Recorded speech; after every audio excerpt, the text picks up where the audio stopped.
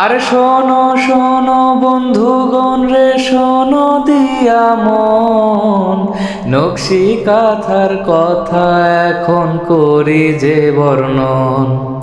কত হাসি অশ্রু, শত দুঃখ গাথা, মনের সুখে কাঁথার বুকে সাজে নকশি কাঁথা।